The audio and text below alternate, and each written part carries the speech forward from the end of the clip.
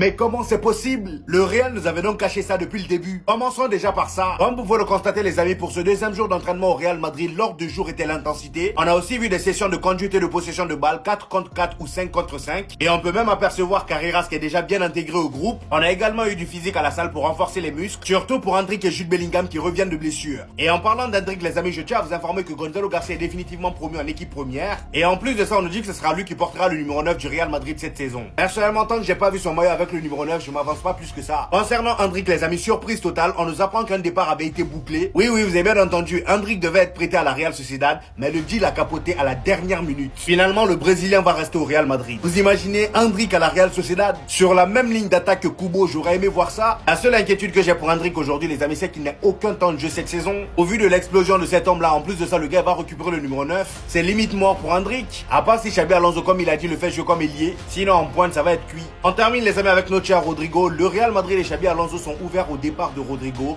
Le joueur veut rester, mais le staff n'est pas entièrement satisfait de lui. Et qu'est-ce qu'on abuse? Le gars n'a pas été bon une seule saison, que ce soit lui ou Vinicius. Une seule saison. La saison dernière, il était bon. Hein. Même en début de saison, il fut un temps, il était bon. Faut juste dire que là, vous pouvez pas lui garantir une place de titulaire. Et en plus de ça, vous pouvez pas le payer comme il le faut. Perso, je préfère ça que de lui faire passer pour un joueur de merde.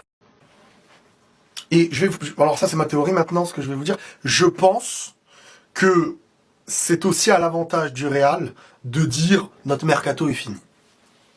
Et ils l'ont déjà fait à plusieurs reprises. On recrutera pas, ceci, cela, parce qu'en fait, si t'es dans un état d'esprit dans la demande de départ pour, en fait, la réalité, on va être honnête. Le Real, je pense que il y a une volonté de se dire, ça nous arrangerait que Rodrigo s'en aille. Parce que ça ramènerait de l'argent, ça pourrait combler là où il y a un manque, et ce serait plus cohérent. Parce que ça faciliterait, même pour le coach, d'avoir des éléments titulaires et des éléments plus facilement remplaçants. Et maintenant, Rodrigo, de ce que j'entends, et ça c'est des choses liées aux médias, Rodrigo serait dans une optique de vouloir rester.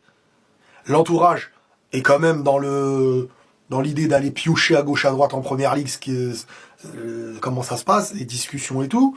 Je sais que Pep Guardiola est un coach qui a depuis un bon moment discuté et appelé et voulu Rodrigo. Maintenant, est-ce que il y a un petit jeu, parce que ça demande beaucoup d'argent, Rodrigo. Ça demande beaucoup d'argent, l'entourage est voilà, dans une demande pour moi un peu excessive parfois. Et il faut à la fois combler un transfert pour le Real et en même temps les demandes pour le joueur et l'entourage. Et peut-être que les clubs sont en train de se dire on n'est pas dépendant de ce transfert.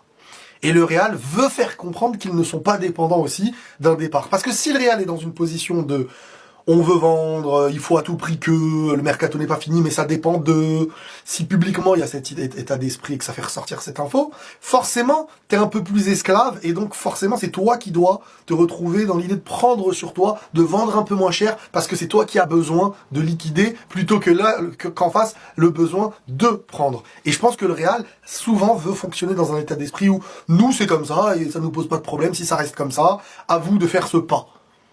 Tu vois, comme un petit peu, avec un joueur, tu veux venir, nous on va pas mettre le prix, donc si tu viens libre, par contre, on te met bien. Et donc, tu vois ce truc de, nous, il n'y a pas de problème. Mais en vrai, il y a encore un manque et des questions et des doutes. Jour 2 de l'entraînement sous Xabi Alonso, on résume tout ce qui s'est passé aujourd'hui à l'entraînement et un peu plus au niveau des actus du Real Madrid aujourd'hui. La séance a débuté en salle de musculation avec des exercices individuels et collectifs. Une fois sur le terrain, les joueurs ont effectué des circuits de possession, des séries de conduite et des séries à 4 contre 4 et 5 contre 5. Ils ont ensuite complété une phase tactique pour conclure la séance avec des coups de finition. Mendy a travaillé à l'intérieur pendant qu'Endrick et Bellingham poursuivaient leur travail de récupération. Le maître mot de la séance d'entraînement était l'intensité. En plus de ça, on a appris que Xabi Alonso impose de nouvelles règles aux joueurs. Ils doivent désormais arriver 1 heure avant le début de la séance et non 30 minutes comme sous l'ère Ancelotti. La jeune pépite Thiago Pitache a été appelé par Xabi Alonso pour s'entraîner avec l'équipe première aujourd'hui. On a des petites images de Vinicius, je sens qu'il va tout exploser cette saison. Les gars, soyez prêts, Vinicius n'est pas là pour blaguer. Ça, c'est mon petit joueur préféré de cette saison, je vous l'annonce, Alvaro Carrera. Je suis tellement content de le voir avec le maillot madrilène. J'ai hâte de voir ce que ça va donner. C'est quoi le projet à Madrid, les gars? Moi, j'aimerais bien qu'on me l'explique parce que pour moi, on est sur le projet le plus incohérent d'Europe. Alors, ça y est, on a le club qui a annoncé qu'il n'y aurait pas de nouvelles recrues. Donc on peut faire un point, on peut se projeter. Et là, les gars, c'est incompréhensible. Parce qu'on a un effectif qui était terriblement déséquilibré l'année dernière. Toi, tu n'as rien changé. Tu t'es dit, ouais, allez, on repart pareil, tu vois. Je sais pas qu'est-ce qu'il pense Florentino Pérez dans sa tête. Peut-être que pour lui, Xabi Alonso, c'est Harry Potter ou Gandalf. Parce qu'à ce niveau-là, c'est plus que des idées qu'il faut avoir. C'est de la magie, les gars. Alors oui, tu as fait quelques recrues défensives et tu en avais besoin, et tant mieux. Par contre, tu avais un gros problème au milieu de terrain. Le Real s'est plaint toute l'année et les supporters en premier. Oui, on n'a toujours pas remplacé Toni Kroos. Cet été, il va falloir prendre un milieu de terrain supplémentaire pour le remplacer, etc. Et attention, move légendaire du club, les gars. Il faut quand même se poser 3 minutes pour y réfléchir. De une, le Real n'a toujours pas remplacé Toni Kroos. De deux, tu as aussi perdu Modric, que tu n'as toujours pas remplacé lui non plus. Et là, on se pose, on applaudit 5 minutes, parce qu'un tel move, c'est très rare quand même. C'est très très rare. Et donc du coup, tu as en plus Bellingham qui va louper un bon moment du début de saison. Et tu te retrouves avec une attaque où Xabi Alonso à Leverkusen, et quand il est arrivé au club, a demandé un attaquant d'expérience capable de jouer les pivots. Le club lui a pas donné. Surprise, non. Donc en fait, tu lui donnes pas les armes pour faire marcher son plan de jeu. Et il va se retrouver avec les mêmes galères, avec en plus maintenant le problème de contrat de Vinicius, toujours les mêmes problèmes d'ego, toujours les mêmes problèmes d'équilibre.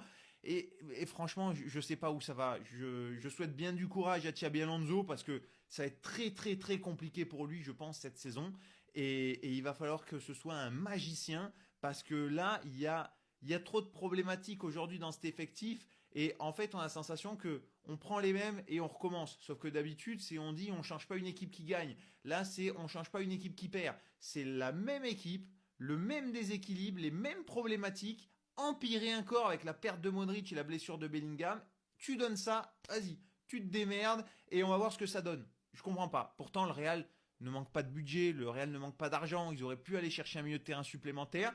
Mais non, voilà, à fin de mercato annoncé. Alors peut-être aussi le problème, c'est qu'ils s'imaginaient vendre un Rodrigo à 100 millions et qu'aucun club ne s'est vraiment bousculé pour lui, sachant probablement que l'été prochain, il aura encore eu une saison galère et il coûtera encore moins cher. Mais bon, on verra. Moi, j'avoue que je suis très pessimiste pour Xabi Alonso parce que lui est un très bon coach et très grand coach, mais que faire marcher cette équipe, on a bien vu l'année dernière que ça tenait du miracle. Donc voilà, on verra ce que ça... L'histoire qui m'a fait vraiment mal, les gars, c'est l'histoire de Kaka, le joueur de foot, là.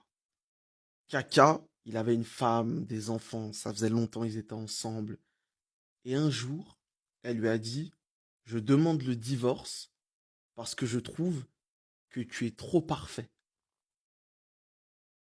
Mais en fait, si ça, c'est pas pour traumatiser les gens, c'est pourquoi? Comment tu peux dire à quelqu'un « Je te quitte parce que tu es trop parfait ?» Elle a essayé de transformer en disant « Ouais, en fait, t'es trop bien pour moi, j'arrive pas à être à ton niveau, donc voilà. » Mais qu'est-ce que tu me racontes? Vous êtes mariés, vous avez des enfants, ça fait longtemps. Elle voulait faire la mala. Elle voulait du charreau, elle voulait des hommes un peu compliqués qui te font perdre du poids. C'est ça qu'elle voulait, parce qu'ils te font transpirer, ils te font stresser. Elle voulait ça. Mais elle a dit au gars, t'es trop parfait. Maintenant, le gars, s'il n'est pas solide, il va se dire, mais en fait, il faut être un enfoiré. C'est ça qu'elles aiment. Et ça dérègle le game, les gars. Plus que l'argent ou ce que... Ça dérègle le game, les gars. Et c'est là où les gens bien deviennent les versions dark d'eux-mêmes.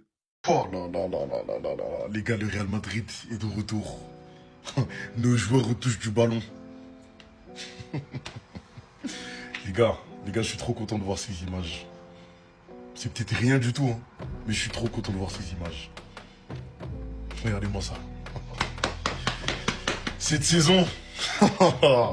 Je vous mens pas les gars, hier soir quand je suis tombé sur cette info, j'étais énervé. Parce que pour moi, le mercato était très loin d'être terminé. Il nous manquait encore des éléments, notamment en milieu et en défense. Mais je me dis, c'est pas grave, on va faire avec. J'ai envie de faire confiance à mon coach, voilà. Parce que je sais qu'il a une idée derrière la tête, je sais qu'il a quelque chose à mettre en place. On a quand même de très bonnes recrues qui sont arrivées, donc faut relativiser. J'ai envie de croire en cet effectif les gars. J'espère juste qu'on pourra éviter les blessures comme la saison dernière. Sinon ça va être très compliqué. Une nouvelle ère est sur le point de commencer au Real Madrid. L'ère de Xabi Alonso. Il va falloir s'accrocher et travailler en équipe. Se soutenir les uns les autres. Arrêter ces caprices de starlet. Se tuer pour le maillot. Parce que nous les supporters, on sera toujours derrière vous. Guide Madrilène, on vous donne la voix. Venez suivre les gars.